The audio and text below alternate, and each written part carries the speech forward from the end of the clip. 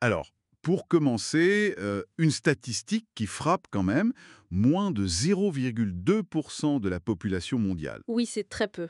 Et pourtant, une présence assez visible parmi les milliardaires, les grands entrepreneurs.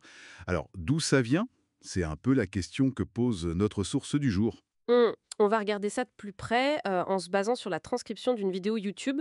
Le titre c'est Why Joe Stay Rich, The Truth No One Talks About. D'accord. Notre but, c'est de décortiquer un peu les idées qui sont présentées là-dedans, sur les habitudes culturelles, l'éducation, la finance, qui seraient liées, selon cette vidéo, à la richesse sur plusieurs générations. Et il faut bien préciser, je pense, qu'on explore les arguments de la source. On n'est pas là pour juger ou valider, juste comprendre ce qui est dit. Exactement. D'ailleurs, la vidéo, elle commence par faire une distinction importante. Oui, tout à fait.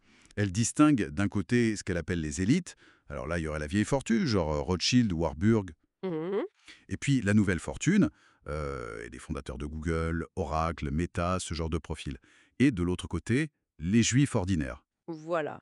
Avec là aussi une distinction entre pratiquants orthodoxes et non pratiquants. Et la source avance que ces élites auraient une influence énorme. Médias, finances, gouvernement. Et que ça expliquerait certaines critiques. Ce qui est intéressant, c'est comment ensuite le propos bascule sur l'expérience du juif ordinaire. Pour ce groupe-là, l'analyse met l'accent sur d'autres choses, des trucs transmis très tôt en fait. C'est ça, l'importance du foyer, de la famille, un apprentissage très précoce des affaires, de l'argent. L'auteur de la vidéo donne même un exemple perso. Ah oui. Il raconte qu'enfant, il comptait la caisse du resto familial avec son père. Une sorte de transmission de responsabilité très concrète. Et ça, c'est présenté comme lié à une identité très forte. Le document va jusqu'à parler de quasi-race basée sur la religion, Hmm, avec un besoin de préserver le groupe, les traditions, surtout face à la petite taille démographique et l'histoire des persécutions. Un autre point très fort, l'éducation, qualifiée de non négociable. Ah oui. Apprendre à lire, bien sûr, mais surtout le commerce, la finance.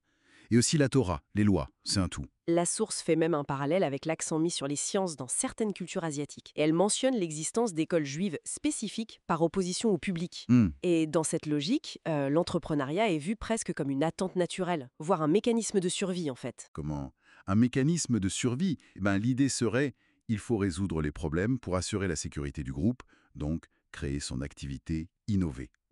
Ça expliquerait la valorisation de certaines lectures.